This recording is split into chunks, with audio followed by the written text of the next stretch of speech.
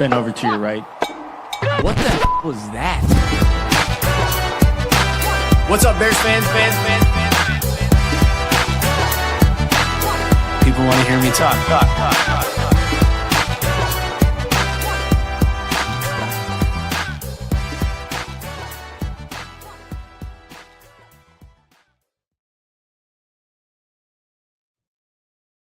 What's going on, everybody, and welcome to the Nicholas Moreano Show. I'm your host, Nicholas Moreano. Thank you for tuning in on your Thursday afternoon. Make sure you like, subscribe, leave a comment on this show. And now, for you audio listeners, I told you, I get it on the podcast version, audio version. I have it right now on Spotify. I'm still working with trying to get on Apple Podcasts. For whatever reason, Apple products are just a pain for me. I do have an iPhone, and it said I need to update my password and do some things, and I don't know why it's giving me such a hard time. I feel like anything Apple products always gives me a hard time, but I promise you I'll get it on, other platforms as well, as I'm still building this up and, doing everything I can to accommodate to you, everybody that listens, follows, has been following. I really appreciate it, but we have video. We have at least some audio. So now you have no excuse not to listen or watch the show. So appreciate everybody. But if you are tuning in for the first time, you're seeing this intro video, I just want to shout out the people that actually made that. I've had some comments like, Nick, how'd you do that? I didn't. I am not that talented, but you heard the audio. That's my guy, Jeremy. He did an amazing job with that. Colin, who I actually knew at the University of Iowa, made the logo. Zach, he actually put all those things together for the intro video. And then I also had Andy, he also reached out, put some logo designs and some audio as well. But all these people came together, put it together, and that's what the intro video has become. Really quickly, I mentioned Iowa, RIP. I actually have my Iowa mug. Just lost to Illinois in the tournament there, but I'm not even going to lie. I haven't been watching any Iowa basketball or anything like that, but it was on at Halas Hall. They have these tiny little these TVs in the media break room. So we turned it on. It was on there. It was close. And then as I got home, it got worse and worse. Brandon V, putting in a $2 super chat. Been following since the Bears brothers.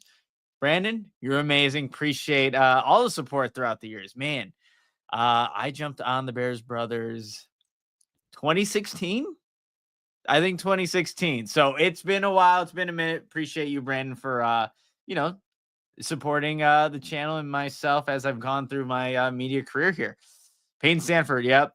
I had a hell of a game. He did. I did catch a little bit when I got back home. Man, there was a transition. I know you guys don't care about basketball who are coming in here, but he had a transition where he stole the ball, just pulled up from three. I'm like, damn. And then he had another possession where he's going to do it again, and then he missed the three, and then, kind of a heat check there. But yeah, no, it was happening. It happened. But you guys are here for Bears football. Look, not only was it a busy day at Halas Hall with just more of the introductions that were happening. You had Drew Dalman, Dayo Odeyingbo being introduced, Ben Johnson, Ryan Poles spoke, but the Bears are also signing wide receivers. I made sure to go watch a game, or watch some highlights. I haven't gone into the depth of what Olamide, I did the little hyphens and everything. Olamide Zaccheaus can bring to this Bears football team, but he already has a connection.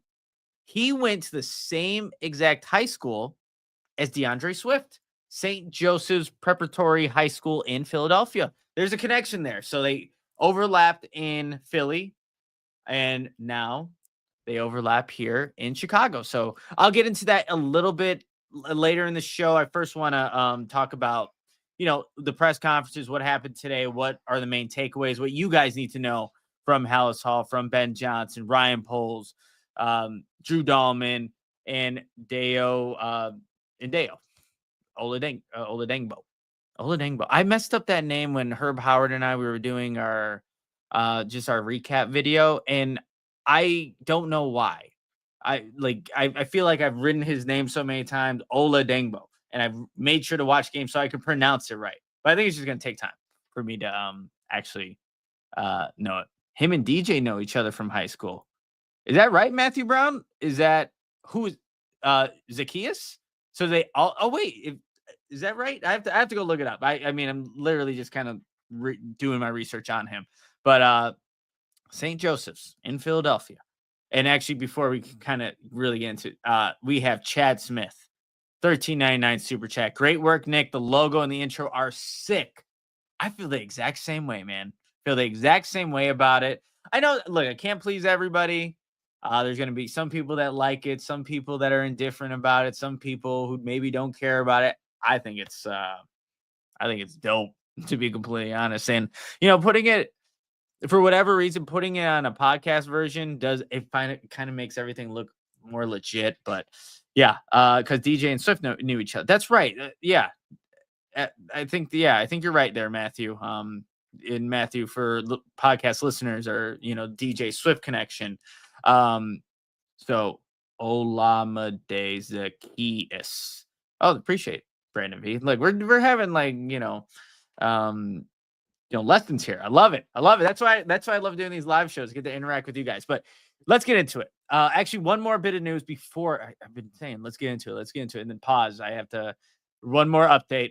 Mike Garafolo, NFL Network, tweeted out not too long ago as part of his trade to the Bears. Guard Jonah Jackson received a 1-year contract extension through 2027 and added guarantees in 2026, $7 million fully guaranteed, $5.25 million more for injury. He'll get all $17.5 million he was slated to earn this season in the deal he signed with the Rams. So extending Jonah Jackson a little longer there. And I like Jonah Jackson. I like what he's shown on tape, especially when he was with Ben Johnson. And Ben talked about it, Ryan talked about it, Jonah talked about it. What happened in LA there. So it's obviously just didn't work out. But I think the player that LA saw, they saw a good player, the contract that they signed him to. So they saw it. Obviously, Ben sees it, and that's why Jonah Jackson is here. So I think that's going to, pay dividends for the Bears, and you're going to see a good right guard there. Guys, did you see the if you go on the Bears X, whatever social media page is probably everywhere, but they put pictures of Caleb. You have Drew Dalman in the middle. You have Joe Tooney at left guard and Jonah Jackson at right guard. It looks pretty badass. I'm not gonna lie. Like I think they said the Great Wall or something of blocking. I can't quite remember. Actually, I'm gonna pull this up. It was right there. And of course, there we go. The Great Wall of Chi-Town. Yeah, you just gotta go look it up at the Chicago Bears social media. They put it up there. It's pretty cool. But gets people excited. And I think it's also gonna get people excited about just what Ryan Poles, Ben Johnson had to say. Ben Johnson had a really good quote that I'm going to get to. But one of the questions that was asked to Ryan Poles about Drew Dalman was the main target on your list. And what he basically said is I often throughout the season kind of take a peek at they put a board together. His name popped up, Drew Dalman's. I put tape on, and he was definitely who was at the very, very top of our list. We knew how important that was going to be. Again, what makes you even more convicted and allows you to be aggressive in going and getting a player in free agency when you have alignment. Not only did Ryan Poles identify Drew Dalman as a guy that they needed to have, but I feel like a lot of Bears fans did. So kudos to you. He was the main and top center in free agency, and the Bears went out and get him. So Ryan Poles saw that. Obviously, Ben, being in alignment, having that same vision, saw that too. And now he's here in Chicago. When Ben was asked about, what kind of stands out about Drew Dalman, you talk about that intelligence. He said that's critical, and it's going to be, and he said that he's going to be the quarterback of the offensive line, setting the protections. But, a common theme that I had for not only Drew Dalman, but Dayo Odeyingbo, is that these guys, they're young. Odengbo's only 25, won't be 26 until September. Drew Dalman is 26.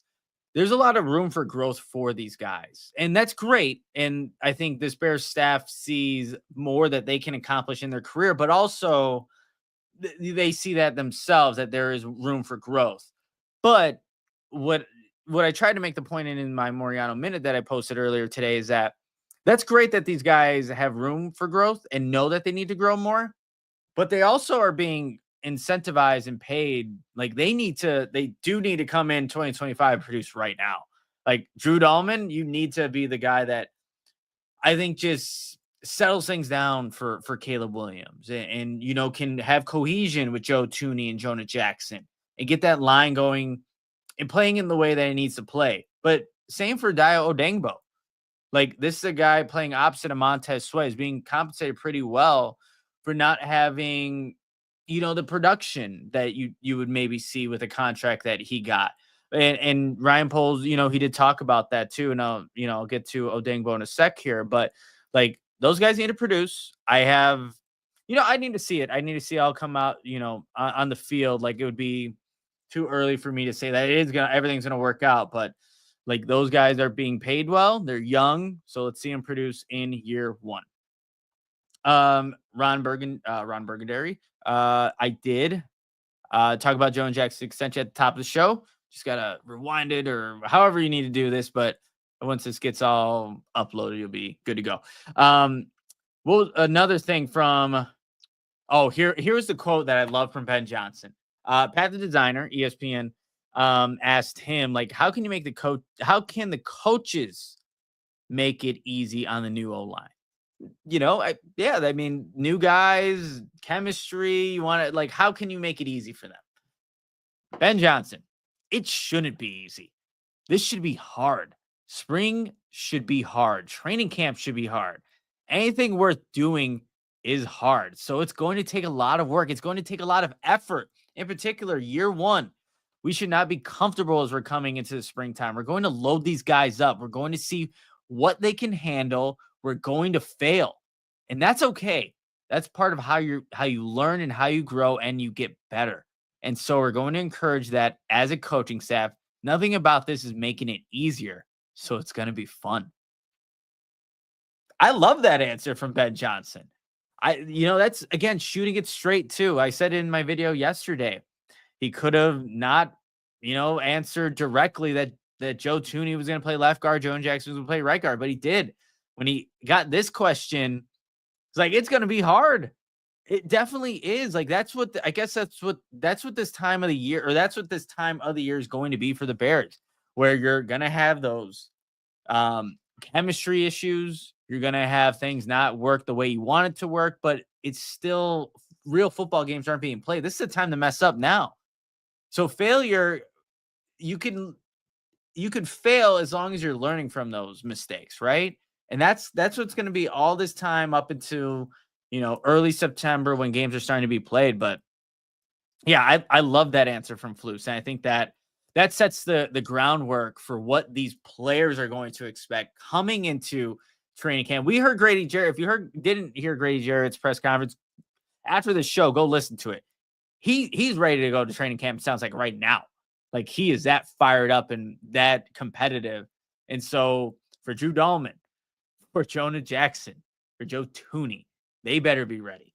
For the guys on the edges, where you have Odengbo going against Braxton Jones or Darnell Wright going against Montez Sweat, they better be ready.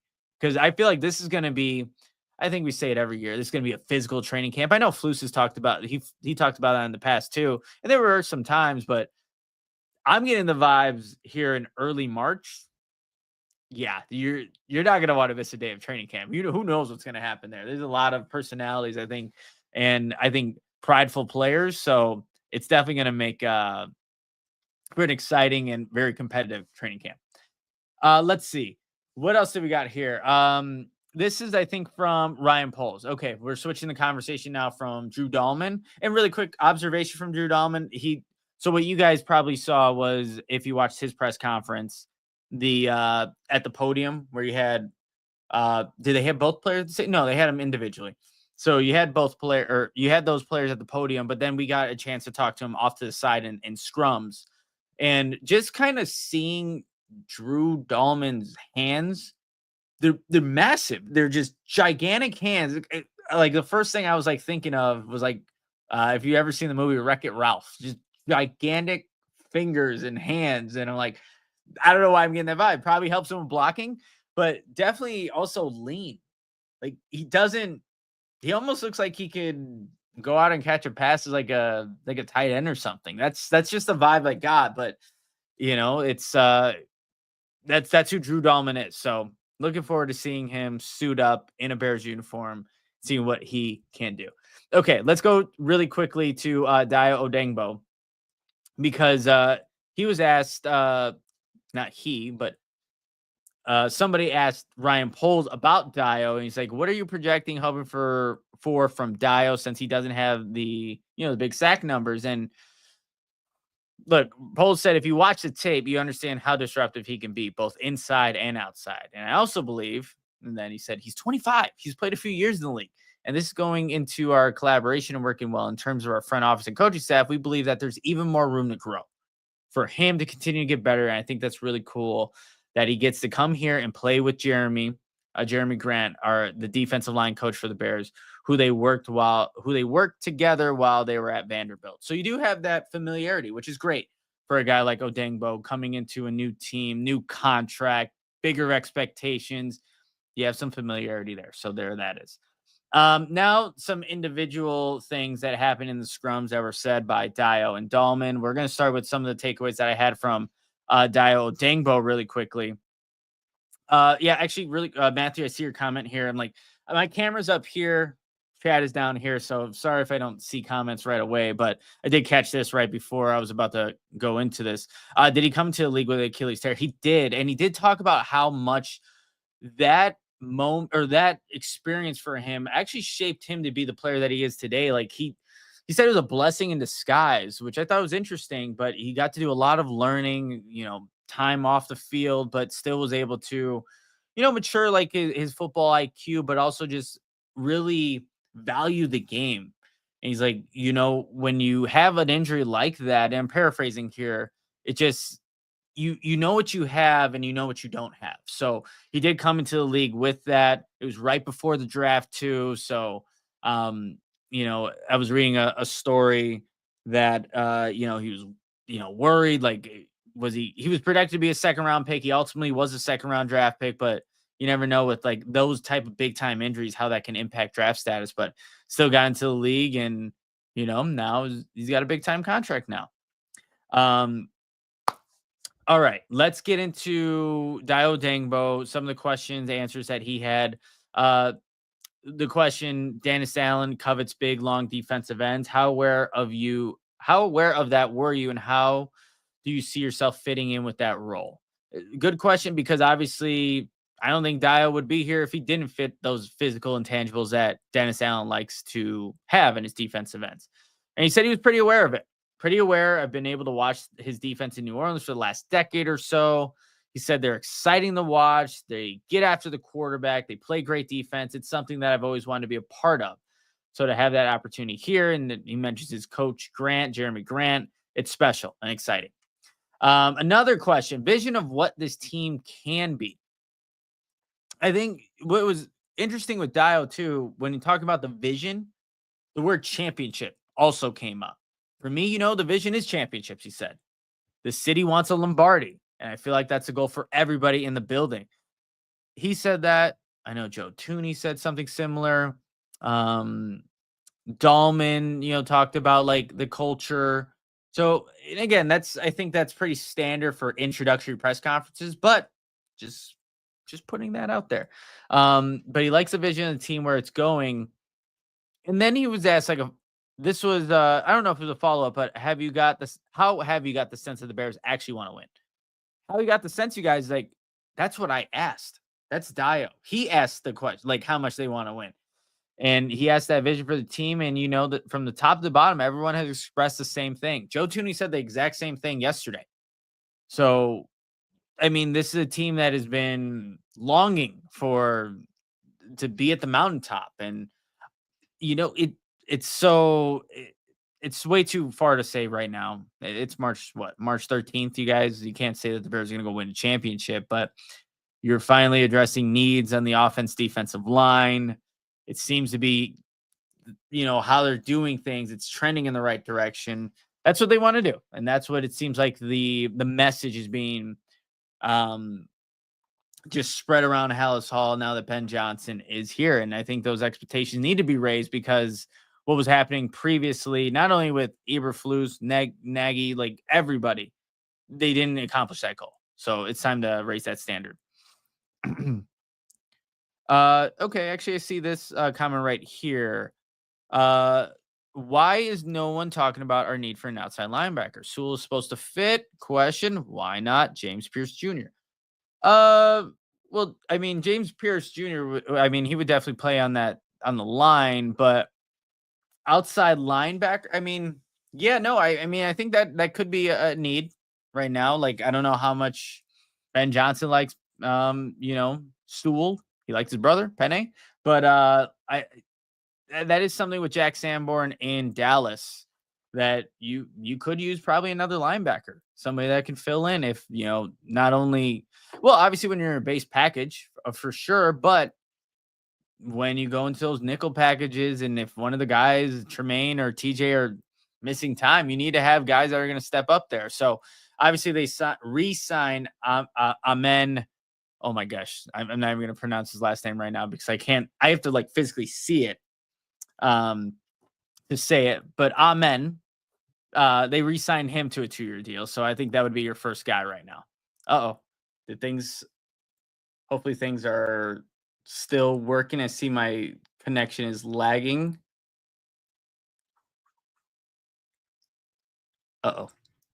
That's great. We're going to sit here and do nothing. The whole laptop froze. Great. I'm going to take a water break.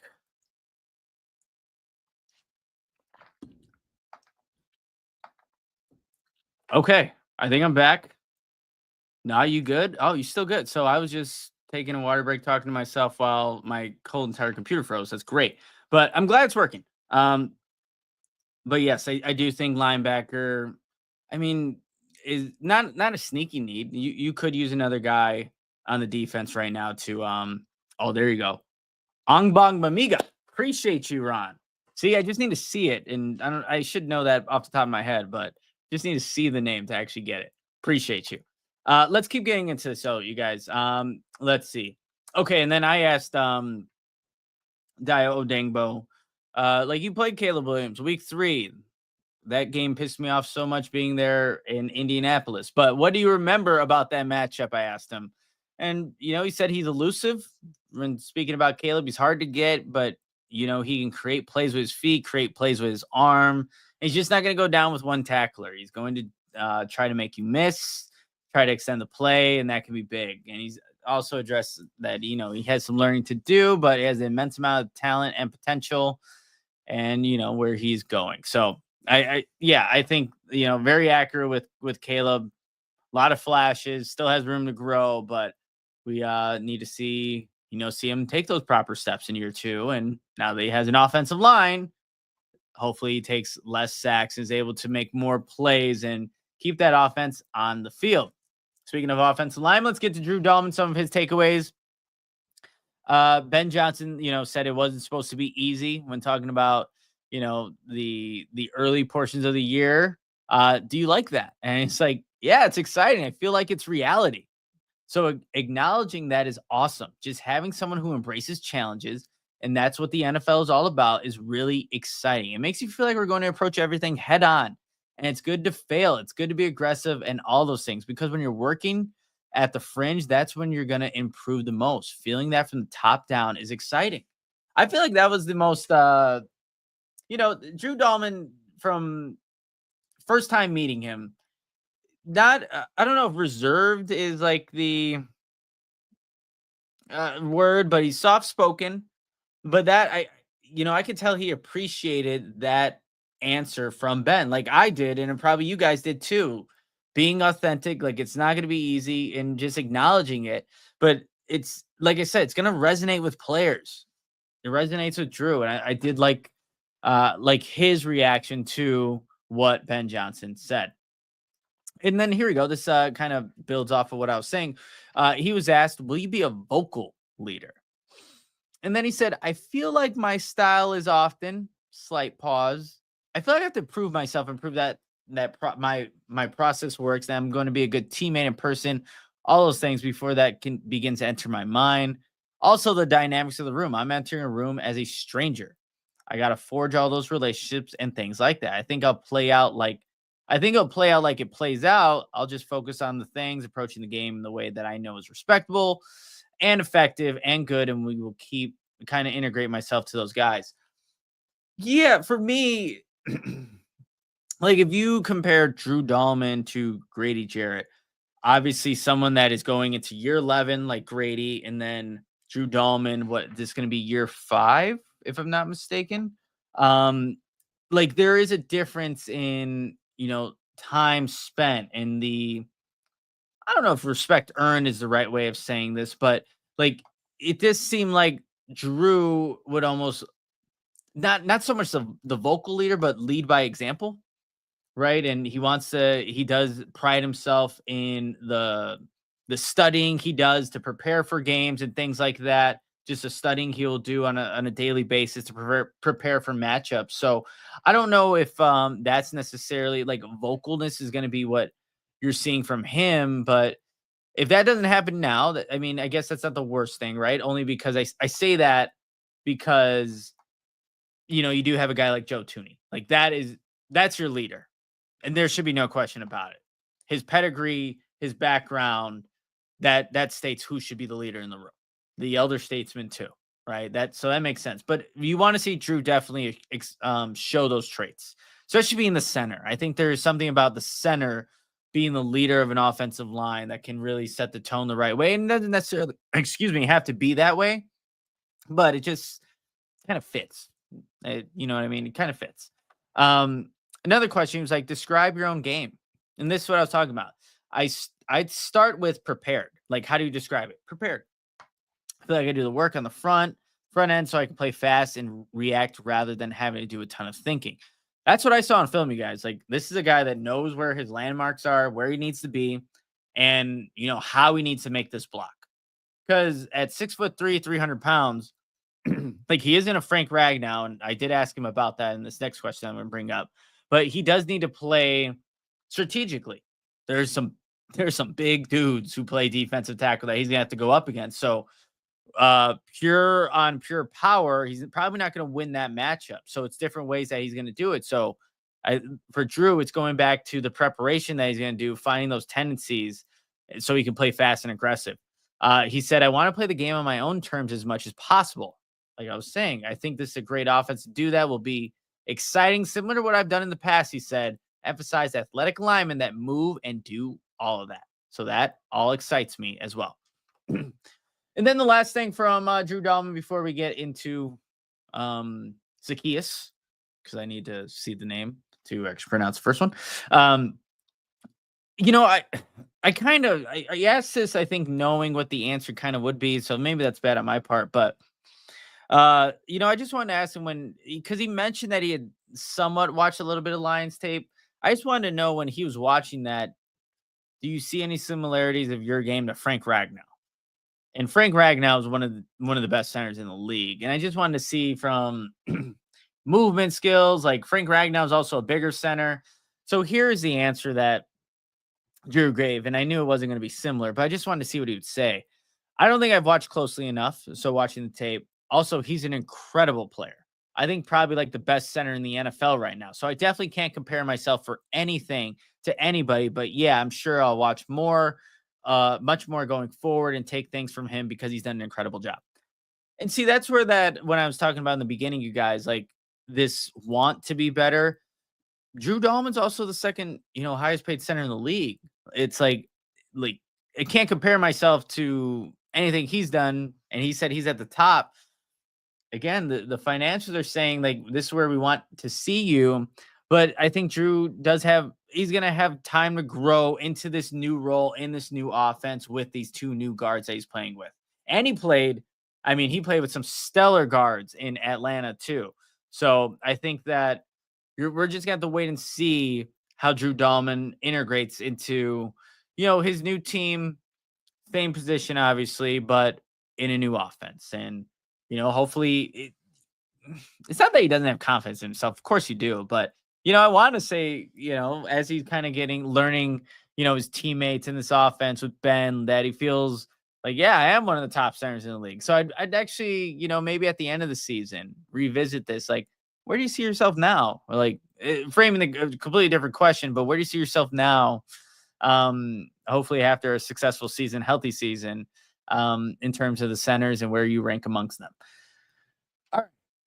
Let's see. Before I kind of get into Zaccheaus and what he has done, where he's lined up, I found this kind of interesting too. Looking at PFF, look through some comments here. We have Yonde Site 11. Unless a superstar falls at 11, just trade down and draft O-line. I was actually having a conversation about this with a couple of guys at the gym, talking about the draft and things like that. A lot of flexibility now, given what the Bears have done in free agency and traded for. But I am right now in the, hey, I'm fine with the Bears trading back, but the caveat is you need someone to want to move up. Like, what is going to fall that some team just needs to have? I don't know that point, and nobody does because it hasn't happened.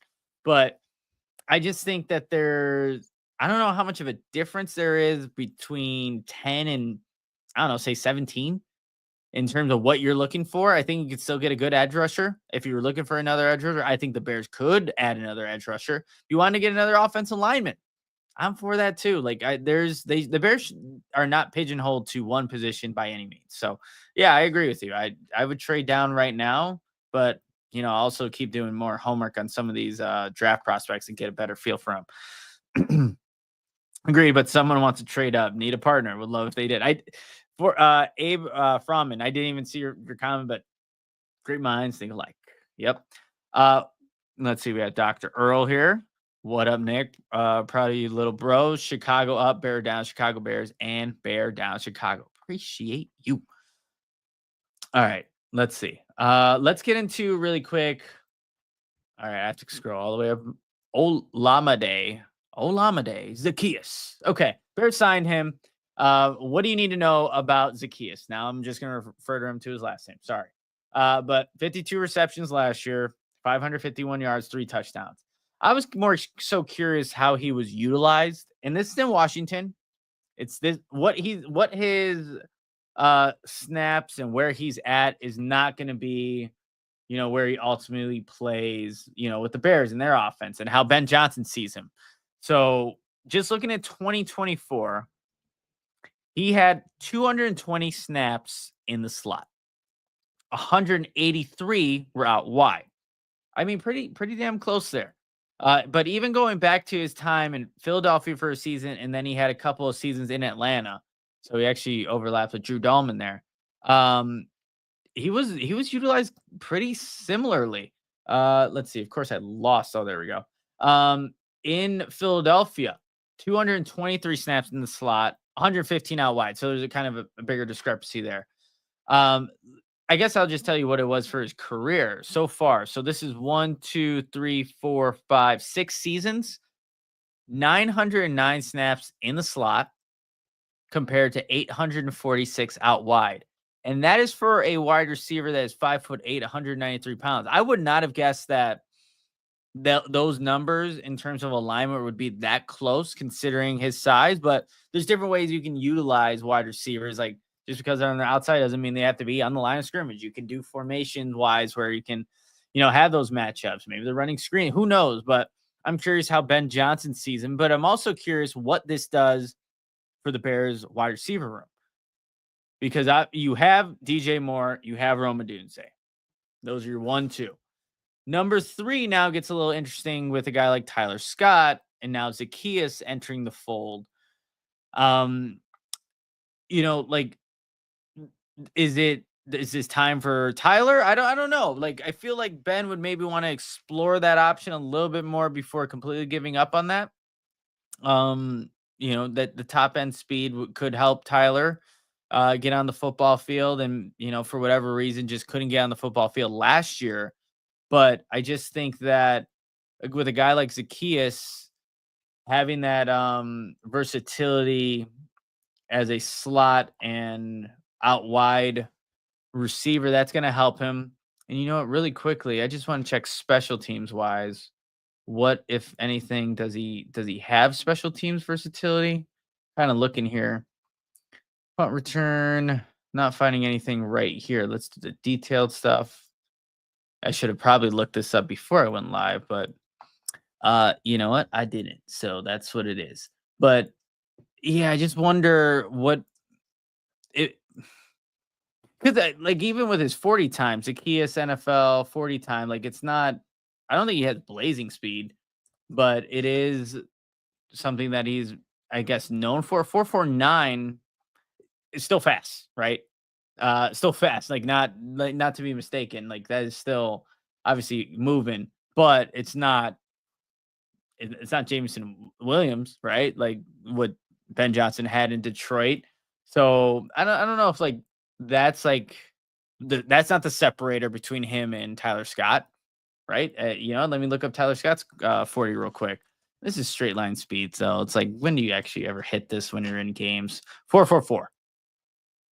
So Tyler's got that on him, but maybe it's the the reliability. We've known Tyler Scott, when he was actually playing offense back in 2023, had some issues tracking the ball in the air. He hasn't really gotten that opportunity, didn't get that opportunity in 2024, but yeah, all things that we need to see play out. Okay, you're asking for drop percentage. That's a good thing to look up. Let's look it up right on the fly here. And we're going to go to offense, do this. All things I should have thought about looking up to, be better, but struggling to find anything right now. So receiving, boom, we have receiving and we have drop percentage not showing. There we go. Drop percentage, we had 6 drops, 10.3% for Zaccheaus last season. I don't know where that compares to the rest of the league at this point, but I think I've been just kind of scrolling through Twitter. Like I feel like that was like something that I kept seeing. Like if he catches the ball, I've also seen some clips of him blocking too. You're showing obviously the good plays, but at 5'8", 193, you're putting blocks that I've seen. On some of the plays that I've just seen circulating on Twitter, that's impressive. But this all goes to say we need to see how this all, like, I'm not going to, there's no definitive, I think, jobs are had at this point, especially when it comes to wide receiver 3. You did sign Zaccheaus. We've seen players sign before. It doesn't work out, especially when the numbers come in. That'll be a good indication too of what they think of him. But yeah, that's who they got. The Bears need to go get another wide receiver. If they wanted to draft one later in this upcoming draft, I wouldn't be opposed to it at all. But, still, I think when I'm looking at the needs for this team, like top needs, I still have edge rusher up there. I've said this multiple times now, but what was it? Ben Johnson was not Ben Johnson. Ryan Poles was asked about like pass rusher. You're still looking, like you can never have enough, right? Once it waves. You're telling me the next wave of edge rushers after Montez Sweat and Odengbo is Dominique Robinson right now and Austin Booker and Daniel Hardy? That's not the greatest group to go in with. So I just think you can add another guy there. I wouldn't be opposed to adding another offensive lineman. Honestly, you can, if you wanted to go find another guard, Joe Thuney was not going to be here forever. If you want to get another left tackle, if you don't think Braxton Jones is it, by all means. I think those are options. Safety, again, you don't know about the sustainability of a guy like Jaquan Brisker and the longevity of a guy like Kevin Byard. So that's just all things to think about as the Bears are now preparing. It seems like, if anything, there'll be small moves from here on out. I don't think a Trey Henderson's going to be coming to Chicago or anything like that. But I think from now, the Bears are just going to be prepping for the draft, bringing in some of these players on 30 visits and getting to know some of the prospects as they prepare for the 2025 NFL draft, holding that 10th overall pick as it stands today. But I'm looking forward to, sharing more about this team as I continue to just, be here with you guys and talk about the Chicago Bears and this upcoming draft. So I appreciate everyone for tuning in. I didn't think I was even going to go 40 minutes today. I don't know how I do it. But for the people staying here and watching, you're the best. And that's going to do it for another episode of the Nicholas Moreano Show. Please make sure to like, subscribe, leave a comment on this show. And if you're somebody who listens just to the audio version, I'll upload this on Spotify and I'll get it on the other platforms as well. But you can do that. Go listen on there, follow, and leave a review. That would help me to just kind of get the podcast out there as I'm still growing this channel. But that's going to do it, everybody. Everyone have a great rest of the week. I think tomorrow, Herb and I were going to do a show on the Bigs YouTube channel. So look that up. It's the Bigs. Go subscribe to them as well. And yeah, if anything happens, we got you with all the coverage. But that'll do it for this episode. Until next time, Bears fans, adios. Bend over to your right. What the was that? What's up, Bears fans? People want to hear me talk.